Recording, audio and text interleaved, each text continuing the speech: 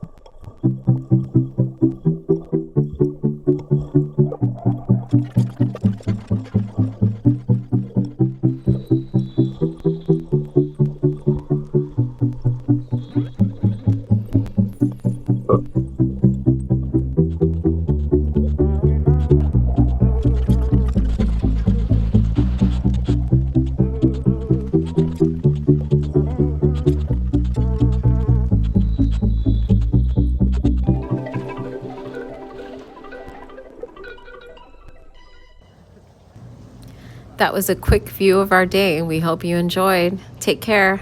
See you on the next trail.